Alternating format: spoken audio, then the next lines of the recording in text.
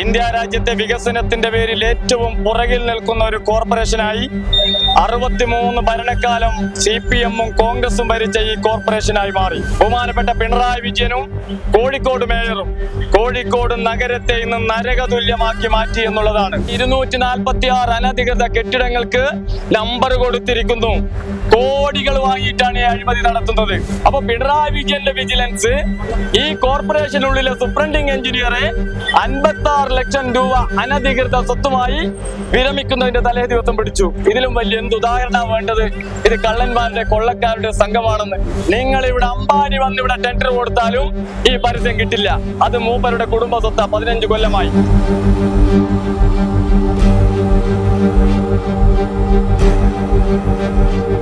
നമസ്കാരം.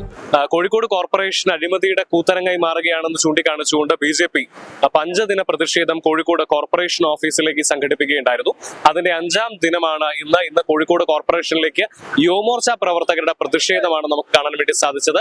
100 കണക്കിന് പ്രവർത്തകരാണ് കോർപ്പറേഷൻ ഓഫീസിനകത്തേക്ക് ഇരച്ചു കയറിയത്. കോർപ്പറേഷൻ ഓഫീസിന് മുൻപിൽ പോലീസ് തയ്യാറാക്കിയിരുന്ന ബാരിക്കേഡെല്ലാം തള്ളിമറിച്ചുകൊണ്ട് പ്രവർത്തകർ കോർപ്പറേഷൻ ഓഫീസിനകത്തേക്ക് തള്ളിക്കയറുന്ന ഒരു കാഴ്ചയാണ് കാണാൻ വേണ്ടി സാധിച്ചത്. അതിനിടയിൽ പോലീസ് ജലപീരങ്കി നിരവധി വട്ടം പ്രവർത്തകർക്ക് നേരെ പ്രയോഗിച്ചെങ്കിൽ പോലും അതൊന്നും തന്നെ അവരുടെ വീര്യത്തെ ചോർത്തിക്കളയാൻ വേണ്ടി സാധിച്ചില്ല എന്നുള്ളതാണ്. എന്തൊക്കെയായാലും കോഴിക്കോട് കോർപ്പറേഷനകത്തേക്ക് വലിയ രീതിയിലുള്ള പ്രതിഷേധമാണ് BJP-യുടെ ഭാഗത്ത് നിന്ന് കഴിഞ്ഞ 5 ദിവസങ്ങളായി, ഇന്നടക്കം 5 ദിവസങ്ങളായി കണ്ടുകൊണ്ടിരിക്കുന്നത്. കോഴിക്കോട് കോർപ്പറേഷൻ വലിയ രീതിയിൽ അഴിമതിയുടെ അരങ്ങായി മാറിക്കൊണ്ടിരിക്കുകയാണ്. ഇവിടെ വലിയ രീതിയിൽ കമ്മീഷൻ കാര്യങ്ങളും മറ്റുമാണ് നടന്നുകൊണ്ടിരിക്കുന്നത്. ജനങ്ങൾക്ക് ഉപകാരപ്രദമായ യാതൊരു പ്രവർത്തനങ്ങളും നടക്കുന്നില്ല എന്നുള്ളതെല്ലാം ചൂണ്ടിക്കാണിച്ചുകൊണ്ടാണ് BJP ഇത്തരത്തിൽ 5 ദിന പ്രതിഷേധം കോഴിക്കോട് കോർപ്പറേഷനിലേക്ക് സംഘടിപ്പിച്ചത്.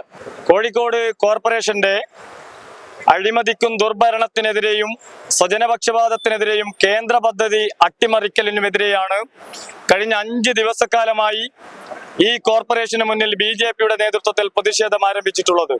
ഇന്ത്യ രാജ്യത്തെ വികസനത്തിന്റെ പേരിൽ ഏറ്റവും പുറകിൽ നിൽക്കുന്ന ഒരു കോർപ്പറേഷനായി 63 ഭരണക്കാലം CPM-ഉം കോൺഗ്രസും ഭരിച്ച ഈ കോർപ്പറേഷനായി മാറി. ഈ കോർപ്പറേഷന്റെ ഈ നഗരപരിധിക്കുള്ളിൽ വികസനം എന്ന് പറയുന്നത് ഇന്ന് അന്യമാണ്. ഇവിടെ നടക്കുന്ന എല്ലാ വികസന പ്രവർത്തനങ്ങളും കേന്ദ്രത്തിന്റെ വിവിധ പദ്ധതികളിലുള്ളത് മാത്രമാണ്. ബഹുമാനപ്പെട്ട പിണറായി വിജയനും കോഴിക്കോട് മേയറും കോഴിക്കോട് നഗരത്തെ ഇന്ന് നരകതുല്യമാക്കി മാറ്റി എന്നുള്ളതാണ്.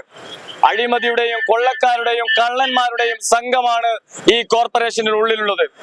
ആയിരക്കണക്കിന് നിയമനങ്ങൾ കൊടുക്കുമ്പോൾ അതെല്ലാം തന്നെ പാർട്ടി ഓഫീസിൽ നിന്ന് കത്തുണ്ടെങ്കിൽ മാത്രം കൊടുക്കും. ഈ നഗരസഭക്കുള്ളിൽ കഴിഞ്ഞ 1 കൊല്ലത്തിനിടയിൽ 246 അനധികൃത കെട്ടിടങ്ങൾ, ആ 246 അനധികൃത കെട്ടിടങ്ങൾക്ക് നമ്പർ കൊടുത്തിരിക്കുന്നു. കോടികൾ വാങ്ങിയിട്ടാണ് ഈ അഴിമതി നടത്തുന്നത്. പിടിക്കപ്പെട്ടപ്പോ ഒരു മുൻ ഉദ്യോഗസ്ഥൻ, ഒരു CPIM-ന്റെ അനുഭാവിയായിട്ടുള്ള ഒരു ദല്ലാൾ, ഇങ്ങനെയുള്ളവരാണ് ഈ സംഘത്തിൽ അറസ്റ്റ് ചെയ്യപ്പെട്ടത്. ഈ കോർപ്പറേഷന്റെ സൂപ്രണ്ടിംഗ് എഞ്ചിനീയർ എന്ന് പറയുന്ന ആൾ ഈ നഗരത്തിലുള്ള സുപ്രധാനമായിട്ടുള്ള എല്ലാ അന്വേഷണത്തിലും അംഗമാണ്. ഏറ്റവും ഒടുവിൽ പുതിയ ബസ് സ്റ്റാൻഡിലെ തീപിടുത്തം വരെ അന്വേഷിച്ചിട്ടുള്ളത് ഈ സൂപ്രണ്ടിംഗ് എഞ്ചിനീയർ ആണ്. ആ എഞ്ചിനീയർക്കെതിരെയാണ് 56 ലക്ഷം രൂപ കയ്യോടെ വിരമിക്കുന്നതിന്റെ തലേ ദിവസം പിടിച്ച് ജയിലിൽ അടച്ചിരിക്കുന്നത്. ഇത് പിടിച്ചിരിക്കുന്നത് പിണറായി വിജയന്റെ പോലീസാ, പിണറായി വിജയന്റെ വിജിലൻസാ. അപ്പൊ പിണറായി വിജയന്റെ വിജിലൻസ് ഈ കോർപ്പറേഷനുള്ളിലെ സൂപ്രണ്ടിംഗ് എഞ്ചിനീയറെ 56 ലക്ഷം രൂപ അനധികൃത സ്വത്തുമായി വിരമിക്കുന്നതിന്റെ തലേ ദിവസം പിടിച്ചു. ഇതിലും വലിയ എന്ത് ഉദാഹരണം വേണ്ടത്? ഇത് കള്ളന്മാരുടെ കൊള്ളക്കാരുടെ സംഘമാണെന്ന്. ഇവിടെ ഒരു CPM-ന്റെ ജില്ലാ സെക്രട്ടേറിയറ്റ് അംഗമുണ്ട്. മൂപ്പരാണ് ഈ നഗരത്തിലെ മുഴുവൻ പരസ്യ ബോർഡുകൾ. കോടാനുകോടി രൂപ. നിങ്ങൾ ഇവിടെ അംബാനി വന്ന് ഇവിടെ ടെൻഡർ കൊടുത്താലും ഈ പരസ്യം കിട്ടില്ല. അത് മൂപ്പരുടെ കുടുംബ സ്വത്താ. 15 കൊല്ലമായി. ഇങ്ങനെയുള്ള ഒരു കള്ളന്മാരുടെ ഒരു ഭരണം. ഇവിടെ ഒരു സെൻട്രൽ മാർക്കറ്റ് ഉണ്ട്, അത് പൊളിക്കുകയാ. 55 കോടി രൂപയുടെ ഒരു കേന്ദ്ര ഫണ്ട് ലഭിച്ചപ്പോ സെൻട്രൽ മാർക്കറ്റ് പൊളിക്കുന്നു. അവിടെ ഒരു 10 കോടി ഉണ്ടെങ്കിൽ നവീകരിക്കാം. ഈ ഫണ്ട് കേരളത്തിൽ മറ്റെവിടെയെങ്കിലും ഉപയോഗിക്കാം. പക്ഷെ ഞങ്ങൾ മനസ്സിലാക്കിയത് 55 കോടിയുടെ ടെൻഡർ അങ്ങ് കൊടുത്താൽ 10% ഈ കള്ളന്മാർക്ക് കിട്ടും. പിന്നെ അവിടെ സെൻട്രൽ മാർക്കറ്റ് പുതുക്കി പണിയേണ്ട ഒന്നും വേണ്ട. ഇന്നലെ ബഹുമാനപ്പെട്ട പിണറായി വിജയൻ നമ്മളെല്ലാവരും കണ്ടു, പാളയം മാർക്കറ്റിന്റെ പുതിയ കെട്ടിടം ഉദ്ഘാടനം ചെയ്തു. ആ പുതിയ കെട്ടിടത്തിൽ പോകേണ്ട ആയിരക്കണക്കിന് തൊഴിലാളികളിൽ 99% പേരും പാളയത്ത് സമരം ചെയ്യുകയാണ്. അപ്പൊ എന്താ അതിന്റെ പ്രശ്നം? തൊഴിലാളികൾ പോലും എതിർക്കുന്ന വികസനമാണോ? ഇങ്ങനെ നഗരത്തിലെ സാധാരണക്കാരെ കറിവേപ്പില പോലെ എടുത്ത് ചാടുക, കുറെ തൽപര കക്ഷികൾ കോടാനുകോടിയുടെ സമ്പാദിക്കുക. ഒരു വികസനവുമില്ല. നരേന്ദ്രമോദി വീട് കൊടുക്കുന്നു, നരേന്ദ്രമോദി കുടിവെള്ളം കൊടുക്കുന്നു, നരേന്ദ്രമോദി ഓട വൃത്തിയാക്കാൻ പണം കൊടുക്കുന്നു, നരേന്ദ്രമോദി മെഡിക്കൽ കോളേജിൽ 500 ബെഡുള്ള PMSSY ബ്ലോക്ക് കൊടുക്കുന്നു, നരേന്ദ്രമോദി റെയിൽവേ സ്റ്റേഷന് 450 കോടി രൂപ കൊടുക്കുന്നു, NH 66 വികസിപ്പിക്കുന്നു. ഇങ്ങനെ ഒരു ഭാഗത്ത് നരേന്ദ്രമോദി വികസനം നടത്തുമ്പോ ഈ കോഴിക്കോട് കോർപ്പറേഷൻ കള്ളന്മാരുടെയും കൊള്ളക്കാരുടെയും കേന്ദ്രമായി. ഒറ്റൊരു ഉദാഹരണം മതി.